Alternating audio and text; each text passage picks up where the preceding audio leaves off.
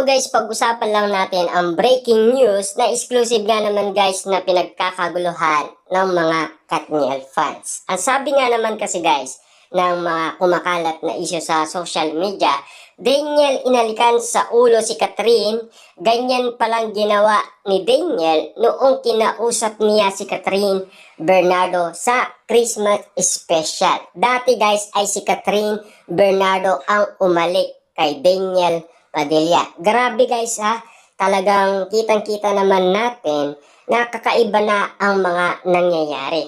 Pero alam naman natin kasi guys na medyo matured na si Catherine Bernardo. Wala na yung little Catherine Bernardo, yung unang minahal ni Daniel Padilla. Pero yung sinasabi nilang matured, alam niya na kung ano ang ibig sabihin ng pag-ibig. At alam niya na kung papaano magpreno, di ba? At alam niya na rin kung papaano niya dadalhin ang kanyang sarili. Lalo na guys, noon ay nakapagsalita umano si Catherine Bernardo na hindi na siya muli magpapaloko. At lalong-lalo na kasi guys, sinasabi niya na depende sa second chance kung gaano kanya ng isang tao. At lalong-lalo na kung hindi siya nagbago. Kitang-kita naman natin kasi guys, no, na talagang mahirap nang magpatawad si Catherine Bernardo. Kaya niya magpatawad, pero hindi niya kayang bumalik doon sa nasabing nakaraan na sila pa ni Daniel Padilla. At lalong-lalo na kahit pa makumbinsi pa siya ni Daniel Padilla, hindi na natin alam kung tamang-tama ba ang desisyon ni Catherine Bernardo na hindi na siya muling magpapaloko kay Daniel Padilla. Siyempre guys, alam naman natin na kitang-kita naman natin kung paano nagsalita si Catherine Bernardo sa Media Day, lalong-lalo na kay Boy Abunda, at lalong-lalo na doon sa lie detector test noong sila ay tinis nga naman patungkol umano sa second chance. Kasi ilang beses na tinanong si Catherine Bernardo kung kaya niya pang magbigay. Lalong-lalo kasi guys, mahirap nga naman kasi. Lalong-lalo na marami kasing tao na talagang sinasabihan si Catherine Bernardo na wag na siyang magtitiwala pa. Dahil ilang beses kasing nagloko si Daniel Padilla. Pero, ang pinagtatakan lang natin kasi guys, no?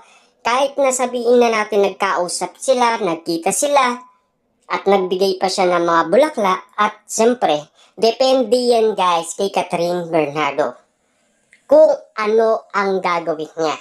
Lalong-lalo na naging matured na siya at naging palaban na siya. Kasi alam naman natin guys na si Catherine Bernardo alam niya na kung papaano niya disiplinahin ang kanyang sarili dahil sa experience na naranasan niya na dahil sa iwalayan. Naging matatag, naging matagumpay, kahit na sabihin natin may along lungkot at yung mga nangyari dahil sa iwalayan. At least napagtagumpayan niya yon.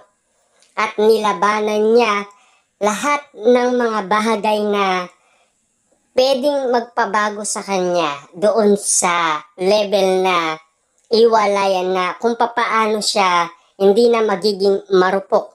Diba? Lalong-lalo na sinabi niya sa atin guys noong siya ay nakapag-post sa kanyang Facebook account na hindi na siya magiging marupok ngayong 2024. Kaya nga naman guys, tinatawag siyang bad girl kasi naging palaban si Catherine Bernardo. Kaya huwag kayong mabahala kahit man nagkausap si Daniel at Catherine Bernardo. Kasi kilalang-kilala na natin si Catherine Bernardo na hindi siya muling magpapaloko. Kasi nagtagumpay na siya. Wala na yung little Catherine Bernardo dahil pinakawalan niya na yon. Ibig sabihin, tinapon niya na yon. Kahit sabihin man natin guys, si Daniel Padilla inalikan sa ulo si Catherine Bernardo, Ganyan palang ginawa ni Daniel noon, kinausap niya si Catherine sa Christmas special. Kahit na ganyan pa man guys ang nangyari, tayo ay nagtitiwala pa rin guys kay Catherine Bernardo dahil naging matured na siya at naging palaban na siya. Kaya wag magtaka at magulat at mabaliw at mabalisa ang mga Katden fans. Kasi alam na natin kung sino na si Catherine Bernardo ngayon. Hindi na siya magpapalokong muli. Kasi nga sinasabi nga ng karamihan noon, once a cheater, always a cheater. Yan ang binibigay na update kay Catherine Bernardo para hindi na siya magpaloko. Maraming celebrity, mga netizens, mga fans na nagpapayo kay Catherine Bernardo, kung nagawa mo noon ang 11 years, posibleng hindi mo yan magagawa sa tamang tao. Diba? Kasi kayang-kaya pa yun eh. Ang mga nakaraan ay lumipas na pwedeng mabago ulit ang kanyang kapalaran sa ibang tao.